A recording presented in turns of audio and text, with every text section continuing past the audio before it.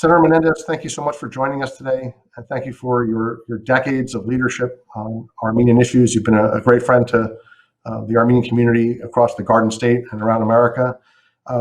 You've been active on this issue, the Armenian Genocide issue, since your days in the U.S. House, going back decades now. Can you share with us how this issue has evolved or developed over all these years?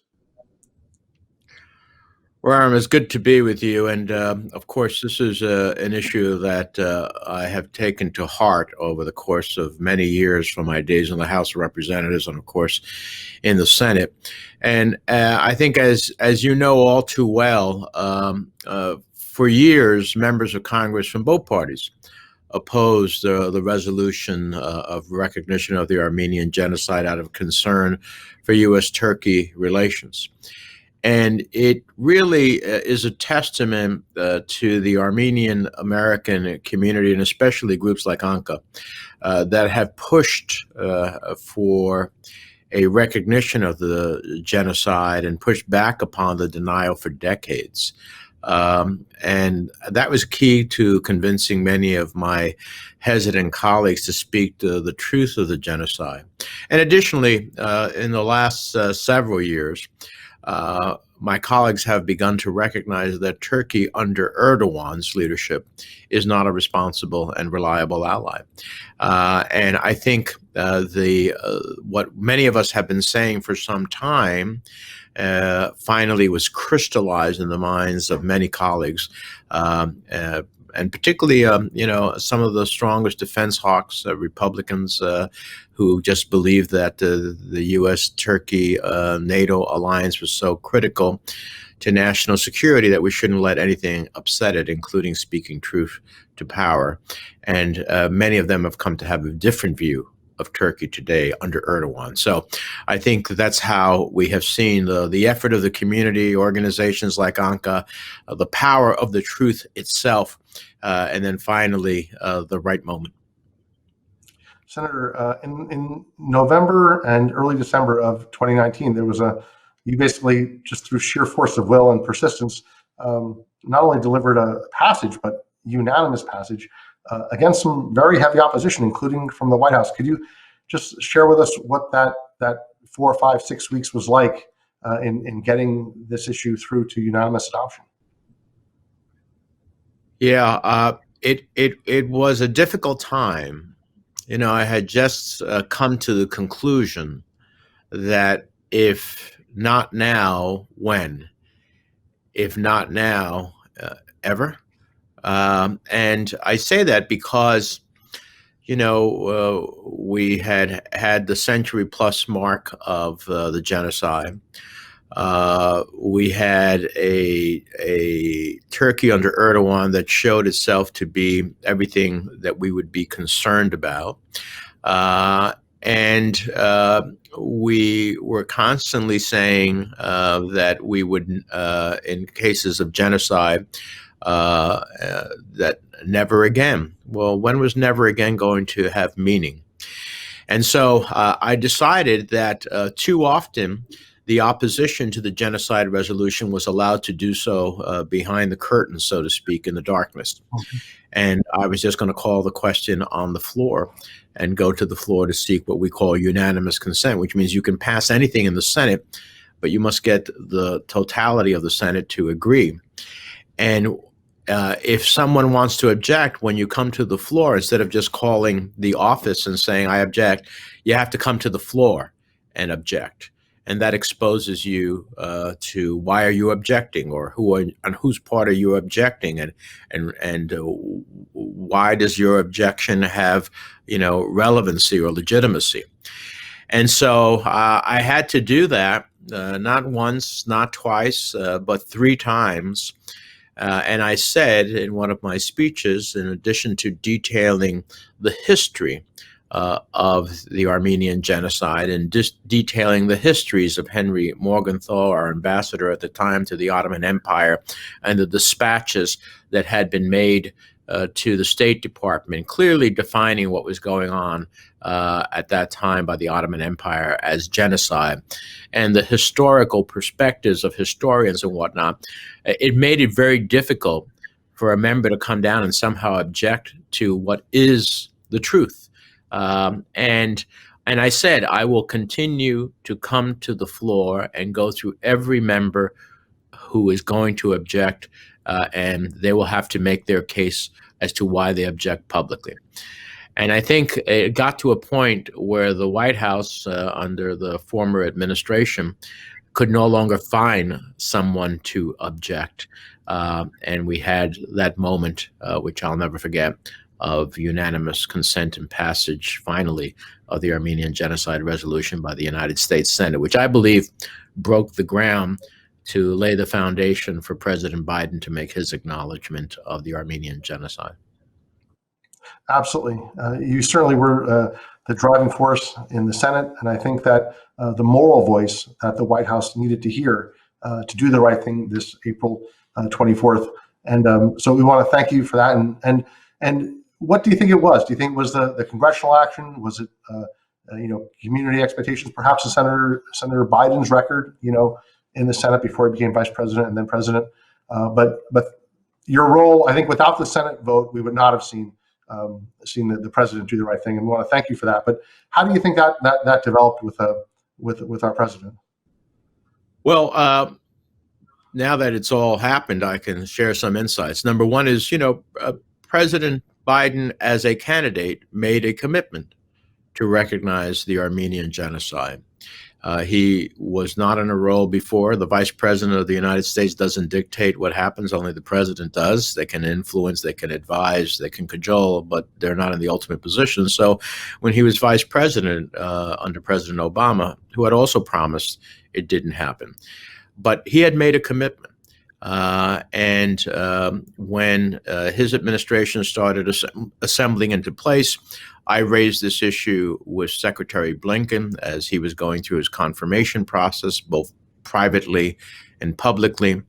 I raised it with other nominees to the State Department. And I raised it with Ron Klain, the chief of staff to the president. And then ultimately, I had an opportunity to raise it with the president. And he told me that he was going to keep his commitment. He told me before it became public, but he also asked me to keep it private, which I did, because the goal was the most important thing. And I was elated. I told him that this is a historic moment, and you will be the first president of either party to ultimately recognize the Armenian Genocide, and you will give new meaning to America standing up for that which is right in human rights and in the question of making sure that history is appropriately recognized, because when we failed to learn from the past, we relive it. And so I was thrilled that the president did so. He did so in a rather powerful way. And now there is no question anymore, with the House of Representatives, the United States Senate, and the President of the United States all recognizing the Armenian Genocide, what America believes happened in those fateful years, and ultimately calls history for what it is, a genocide. Absolutely. I think that we're seeing this trickle down through the federal government, and I think that our State Department developed some certain habits over the years on this issue. We're hoping that those will be set aside, and that new, healthier habits will take their place, and that our career foreign service officers and senior appointed officials will follow the president's lead, of course, which is the U.S. policy now, and perhaps even teach about this at the Foreign Service Institute.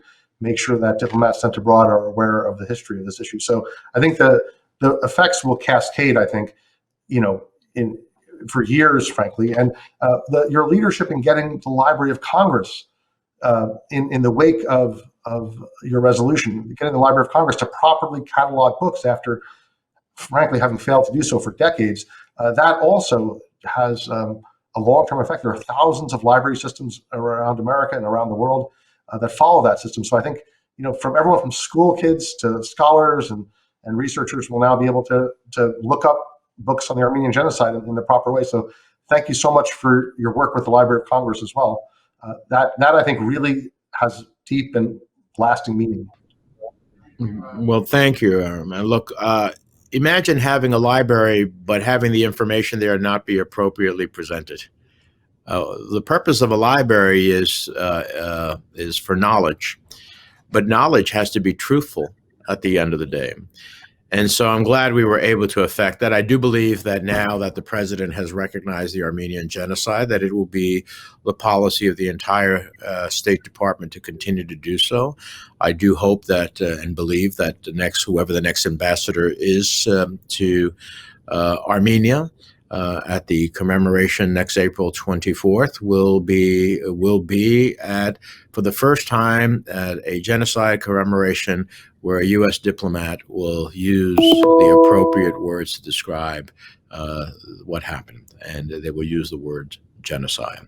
And that is an earth-shattering moment because it's not just the recognition, it's the message it sends to other countries in the world who have not yet recognized the genocide, that maybe you should be doing so as well.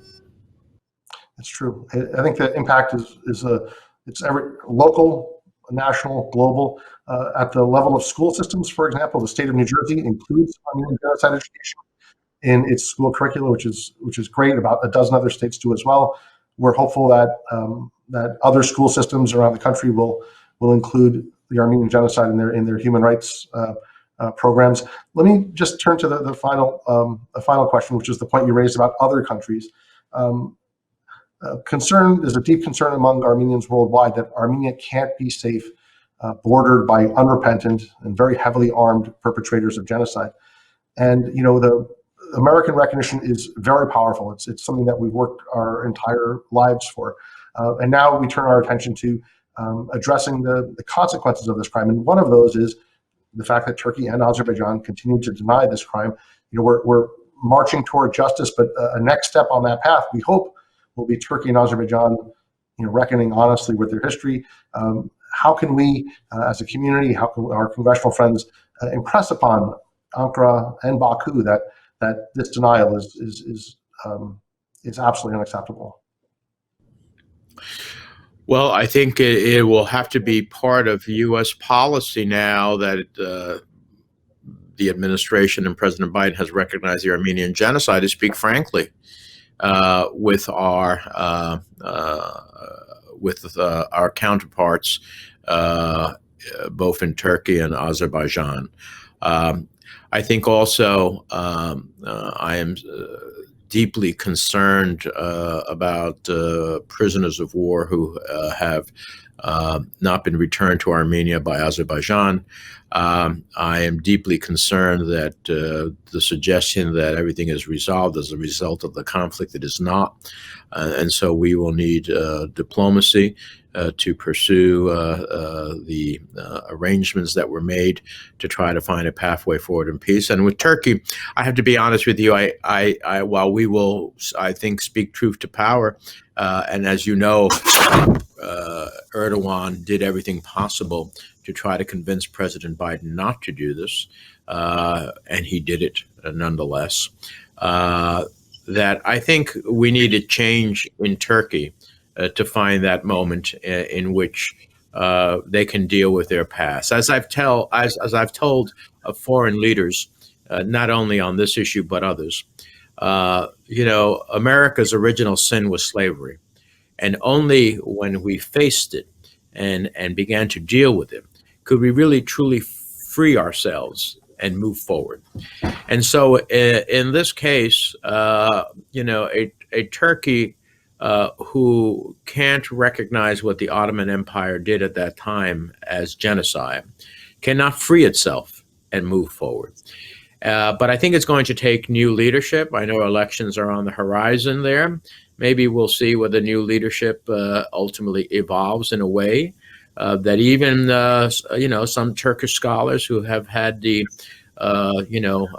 courage to speak out the truth about the genocide can begin not only to be heard, but that the government will move in a direction that not only recognizes it, but finds a reconciliation. And so we will continue down this path, both as to Nagorno-Karabakh, as to the relationships of Armenia's neighbors, trying to help Armenia meet the challenge of all of those who had to return and seek refuge in Armenia, on doing those things that can strengthen our bilateral relationship in a way that helps strengthen Armenia within the region.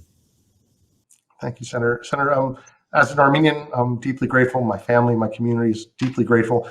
As an American, I think what you've done is given us a great civics lesson on what's possible in America, that hard work and persistence delivers results, that America does the right thing. It wants to do the right thing. It just takes our effort and our time and our perseverance and allies such as yourself. So just profound thanks today for all your leadership, Senator Menendez. Well, it's been a great honor to work with ANCA and others. I know that my wife's family, who is Armenian, and the deep hurt that they have felt over the years for the losses of family members in the genocide, I could see in them what it meant with the recognition. Again, I salute President Biden for doing the right thing. Other presidents have said they would. He did when others did not. And I do think that educating, motivating, and bringing people to action makes a difference. It took a long time, but for that education, motivation, and action, it would have never happened. And so I salute you and all of those who have persevered. I think we have released 1.2 million souls to heaven. Thank you, Senator. Thank you.